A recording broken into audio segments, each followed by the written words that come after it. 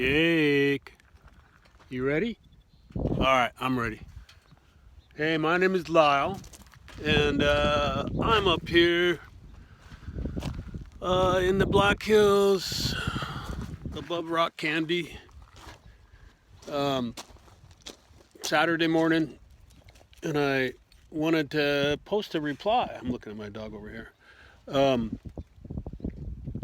Or actually, just a comment about the support for Standing Rock and the witchy group that's forming up in Olympia. Definitely, I'm hoping to be there and involved. But there's a lot of talk right now going on, and some comments about cultural appropriation that I thought it was important to talk about. I'd written a bunch on this, but I didn't want to just continue with words because I think it's important for people to get to know me a little bit better than that when I'm talking about, especially cultural appropriation.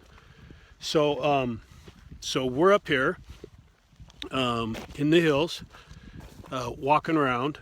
Gives me a little bit of room to talk and Jake a little bit of room to run. Hey, don't run off. Stay close. So, well, let's start out here. I've been living in Olympia proper, downtown, mainly since about 1990. I've been in the South Sound since 78. Came from Seattle. I was born in Seattle.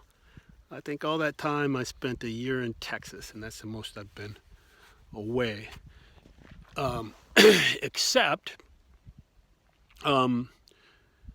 my mom is from Pine Ridge, South Dakota, and was a tribal judge there back in the 60s.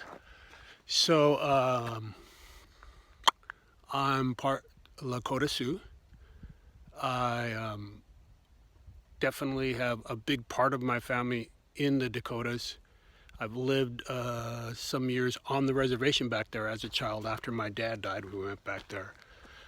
So I'm kind of an Olympia person. I'm a native person. I'm a white person who, on my white side, am definitely interested in the best way of being an ally. And I knew I was some other kind of person too. The reservations, the Sioux reservations in the Dakotas are kind of all related, right? There's a number of Sioux tribes. Where I'm from, we call ourselves Lakota. Pine Ridge isn't very far away from Wounded Knee. But if you go north and south, you hit the Cheyenne River. In Cheyenne River Reservation, I've got a big part of my heart there because I've got an ex-romance from the Cheyenne River. And then east of there is Standing Rock. And through the generations of land that have come down, I actually own land on Standing Rock. So I've got some dogs in this fight, right? Anyway, that's me. Here's the thing. I wanted to spend some time talking about cultural appropriation because most of the people talking about cultural appropriation are white, are completely white. And it's important to place yourself in that, in the bigger world when you're talking about those kind of relationships. And when I say place yourself, a number of people will know exactly what I'm talking about, but I want to explain this for everybody. When you're trying to make the social justice change or change something in social justice and stop people from taking advantage of others, you got to make sure when you step into it, which side you're on. Do you have the privilege or are you among the oppressed, right? So when you're thinking about this and talking about this, it's important to place yourself.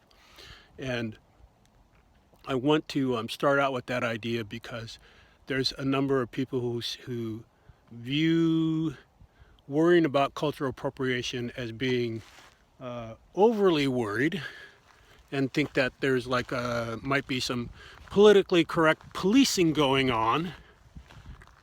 Jake, where you at? Don't run that far. Going on, and I think what's important to note when you place yourself in that situation is that it's important to hear from the cultures that are having things taken away from them, right? Not there isn't one gauge that as the ruling culture or the primary culture around here, there isn't one gauge that you can say this is too much concern with cultural appropriation or this is the appropriate amount. You need to find out from the people that have been oppressed, let's say. So I can tell you that my medicine man, my family medicine man, for as far back as I can remember, who's now a treaty judge of the Oglala Sioux, has been involved in lawsuits to combat people taking parts of the Lakota religion and rights, specifically the Sweat Lodge, and teaching it like it was their own. So I can tell you that that's a very current day real thing that's happening. And I can also tell you that I have family members whose living depends on making Native American arts and crafts that are authentic Native American arts and crafts. Their livelihood depends on people not taking, representing themselves in a way that takes away from their ability to sell their goods. So it's a real common thing. I think from that standpoint, I just wanted to say in a comment here that it's not an overstretch to be concerned with cultural appropriation. It's important to know the situation, and it's more important than anything else to spend time quietly learning the people that are the cultures that you're thinking about helping, learning who they are, what they are, and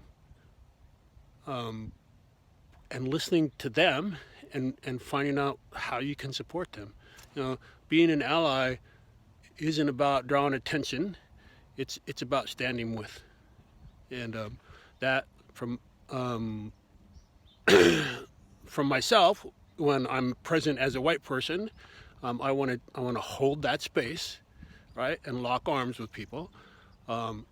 When I am considering myself as a Native person, I'm really not interested in the sound of a lot of white voices. What I want to hear and feel is that support, right?